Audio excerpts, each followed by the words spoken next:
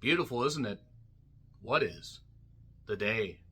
Bird was written and directed by Andrea Arnold, who's done films like Wuthering Heights and American Honey. Check out her IMDb page for the full list of her work. And it centers around a young lady named Bailey, played by Nakia Adams, who is going through it, shall we say. She's being a bit rebellious. She's wanting acceptance. She's basically coming into womanhood. Girl, you'll be a woman soon. Oh no, she's getting squishy. Good old MST3K reference. I don't think anybody knows what episode that's from, but nevertheless, Bailey she wants acceptance. She's also rebellious, and she is living with her father, Bug, played by Barry Keoghan. No, really, that's his goddamn name. Barry Keoghan, I mean. Bug's a perfectly normal name. Har, har. Barry basically broke onto the scene, or at least gained a lot of fame on film festival and with critics and, just various people with his role in the Banshees of Inisherin, and then really with Saltburn. It's a film that I really goddamn loved, and I know some people found it very polarizing. For a variety of reasons. If you love Saltburn, check out my review, and then let me know your favorite moment. But basically, Barry Keoghan is about to get married, and that kind of pisses off Bailey, because Bailey still has a relationship with her mother, who has her own fractured home life, shall we say, with other children that she's taking care of in the best way possible. And also the brother Hunter, Jason Brudda, would you like some corn, brother? Sorry, Gary Hart impression taking over. Gary Hart, fuck the world. Gary Hart is one of my favorite managers. Who are yours? Wrestling managers, that is. So, nevertheless, coming of age drama where Bailey is going through it, as I've said, and she happens along, just by, a happy set of circus pants. She meets a man named Bird in a film called Bird. I know, I'm very shocked. It's not an actual bird like in Tuesday. That was a good movie, but very weird. Franz Rogowski, I'm watching you, Rogowski. Always watching. Haven't done that impression in a while. But Bird basically just comes on the scene. He's searching for a couple things as well, and a friendship blossoms. No, there's no creepiness, no whatever. Bird is significantly older than Bailey, does not see her that way. She kind of sees him as somebody, at first, she's very standoffish because she's got a lot of reasons to be standoffish. I mean, she kind of feels abandoned by her father, who's going to get married soon, and then her mother's home life, and just various things going on. Also, she's going through, a change of life. So that's going to have hormones and everything all around, all going like crazy, all up in the place, all up in your face. And also, if you know nothing about North Kent, I know jack shit. Let's just say the locations they use for this particular movie, those don't look like very comfortable places to live. They look crime-filled, they're graffiti-filled. And from there, we have a coming-of-age drama. One that does have some familiar tropes, some familiar ground that it treads. And some could argue that this film, while treading familiar ground, could kind of lull itself into a false sense of security or fall into these traps and not get out of them. But what saves this movie is the incredible performances.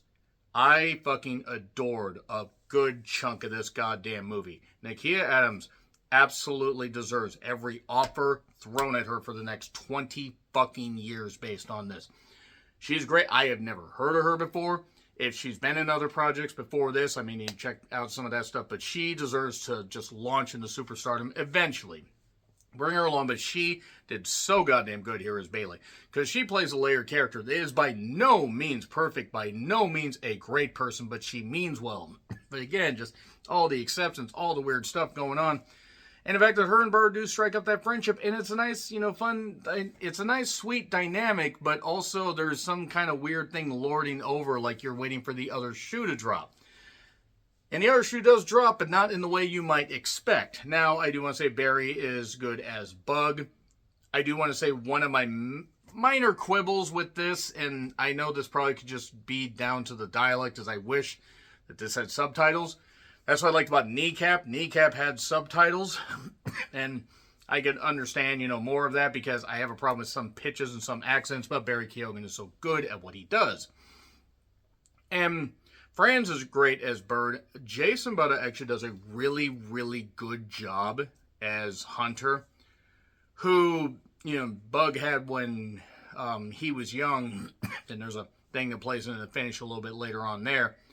One actress I gotta shout is Jasmine Jobson, who plays Peyton. And Peyton's a character that, factors in later, but good goddamn Christ, what a great performance in the limited time that she had. And also, Jesus, she's beautiful. Good grief, Jasmine looks great. My goodness. Anyway, enough gushing over that. This has incredible performances, like, layered throughout the entire goddamn thing.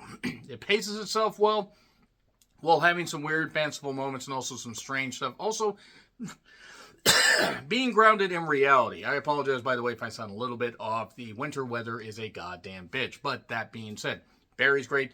Nakia, though, so fucking good. So fucking good. I cannot praise her performance enough. There's a lot of great shit here. It gets a little bit weird in the third act. In fact, very weird, where I'm starting to wonder, maybe was this all in somebody's head?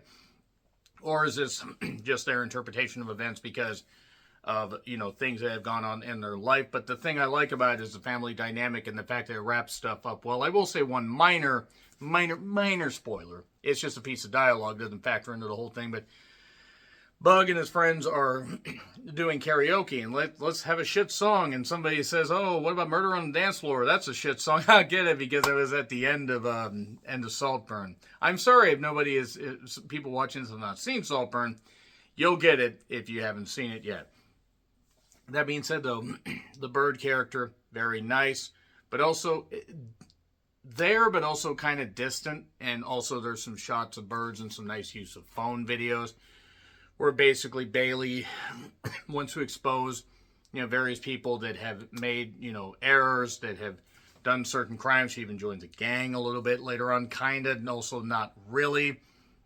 And what I like about this is just how these characters actually seem real. I mean, even if, a couple of them seem a little bit too far out there, it just works. It just really, really fucking works. And if it's playing in theaters anywhere near you, you need to check that out. I do need to actually rewatch American Honey and review it, and I need to check out Wuthering Heights. I've seen a little bit of that, but Andrea Arnold does great. But again, Nakia, absolutely incredible. Barry Keoghan's great. Jason does great as Hunter. Franz does great as Bird. And Jasmine does good as Peyton. Great performances all around, in all honesty, and some really, really good camera work. The music, I didn't exactly, it didn't totally click to me, mainly because I'm not into the Irish rock or whatever the fuck that is. But that being said, it pretty much, 95% of this movie works. And even the 5% that's like, okay, I was like, yeah, it still doesn't take away from the fact that this is so tremendous. It's so fucking good. Like, please check this out. Support more films like this, and we're going to get more theaters having films like this that'll have variety. 3, 2, 1, spoilers. So, basically, Bailey decides to cut her hair at one point when she sees somebody else getting their hair cut.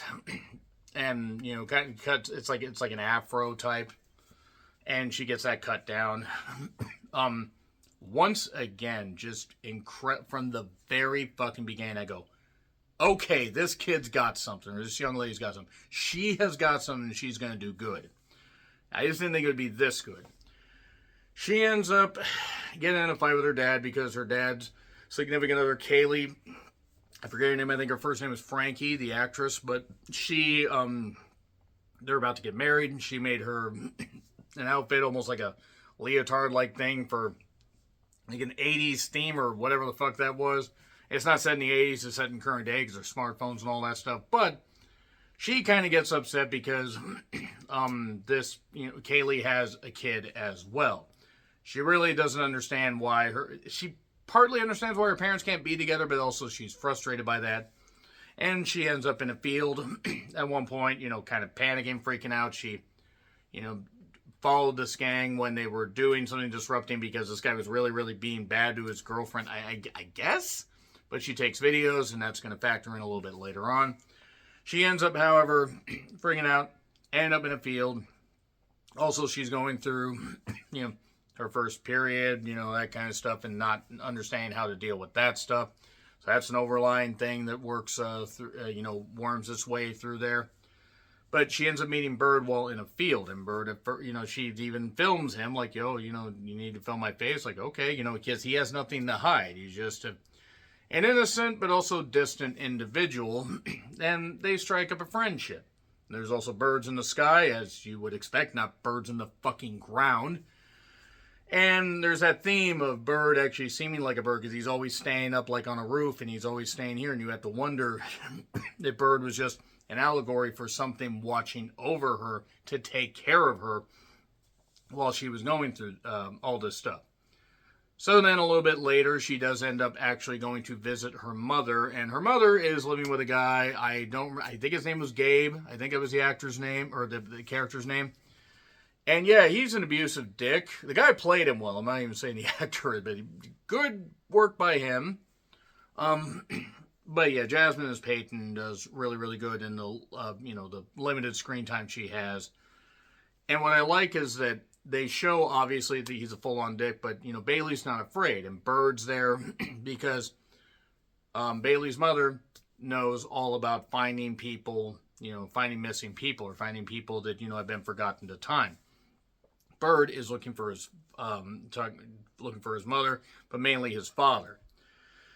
And she remembers some stuff, gives them some information, so they decide to go off and they decide to do that. Now, yeah, this guy, this significant other, is really just a full-on dick.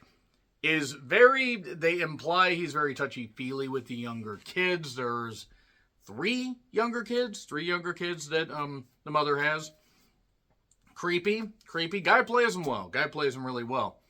And meanwhile, Bug is doing his karaoke. He's trying to keep his family balanced, but Bailey's being rebellious. And also Hunter has something going on with him. Hunter and this girl are together. He ends up getting her pregnant. And I think he's 15, 16, she's 14 or somewhere around that.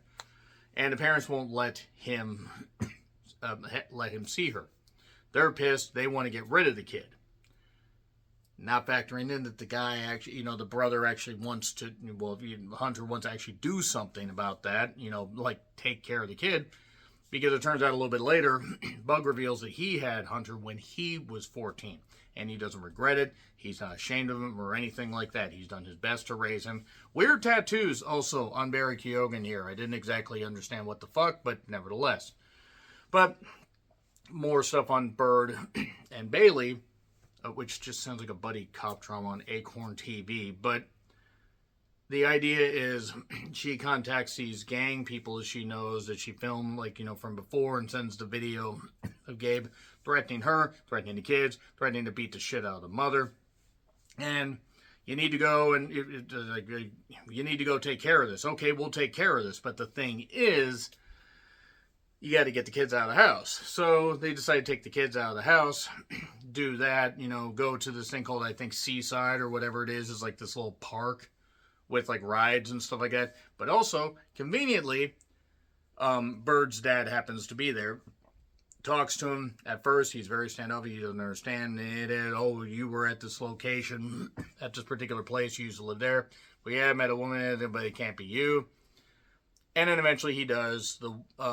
His new wife is there because the mother may have snapped. Probably is dead. May have just gone completely crazy. Not sure. And it's a good balance with the father and everything, but he's just trying to find out more about the father and everything, and more about, the mother, that kind of stuff. More about his family since he hadn't been able to see them. And that's also kind of reflecting Bailey having, separation between the mother down in the dumps and Bug, even though he's getting married, seemingly moving on with his life. He loves his daughter, doesn't care if his daughter has a relationship with her mother or not. It's not going to prevent her, at least. But kind of bleeding family dynamics there. Meanwhile, the idea is for this gang to visit, beat the shit out of this guy, Gabe, or Gary, I think, I forget what. They also had a dog. The dog they ended up dying. Dick. Fortunately, that was off camera, or would have had to have docked the movie. But, they get, back home. Bird is like, okay, I found my answers. I'm going to take off. Will I see you tomorrow? I want to do that before I take off. Bird, take off. Get it. Ha ha. So, basically, Bailey goes to get her siblings to bed. Doesn't see the mom. Thinks maybe something bad happened. Well, they went over there. The gang went over there because nobody was there. Because apparently she decided to get rid of this guy, but this guy's not going quietly. He basically breaks down the door. He's beating the shit out of her. He knocks Bailey down, beats the shit out of her. And Bird was going to leave. And mind you, Bird's always, again, balancing on stuff and, balancing on the roof, on railings and everything, like a goddamn bird. And there was even one point before this when Bailey handed a note to this bird that took the note up to the girl that Hunter had knocked up. That he was still going to take care of the kid. And that was implying, okay, is that Bird? Can Bird actually do this? Because Bird transforms, because he transforms into a literal bird. And even though the guy tries beating the shit out of him, yeah, eventually he just overpowers him and beats him with his wings. And then they fight out into the yard after the mother had gotten her head banged along the goddamn, bathroom walls. And then eventually he knocks down this guy and then carries him off in his claws and carries him off to the goddamn, night. That actually happened, and I was like, I'll go with it because, again, it could just be the fact that this was just some weird fanciful creature. It could just be the fact that this is her interpretation of stuff and she actually killed him. Who knows? I mean, again, a guy turning into a bird and doing stuff. I just saw Animal Kingdom, or The Animal Kingdom. I think it was Animal Kingdom. A little bit earlier this year where people were transforming into animals, so it's not entirely off base. So she wakes up, she's freaking out because she slept through her goddamn alarm. She's got to get ready for the wedding. It's time for Bug and Kaylee to get married. And then Bird does show up and says, had to come back, or had to say goodbye and everything. Don't worry, things will be all right. Everything will be okay, because there was this overlying theme. Don't you worry. That was on the window of a bus when they went to Seaside Town. It was on the walls at some point. So it was a good theme. And realistically, again, Nakia Adams, absolutely. I don't think she's going to get an Oscar nomination, but goddamn, this, if anything was Oscar worthy, it's this. And there's been some Oscar worthy shit this year that won't get nominated. Barry Keoghan's good. Again, really great acting, as I said, up and down the goddamn card. Like it's a wrestling card. A+. It's not totally perfect, but A+ for so many of the strengths. So nevertheless, let me know your thoughts in the comments. Like, share, subscribe, Twitter handle in the description. I'm John Ricklin. I'll see you soon.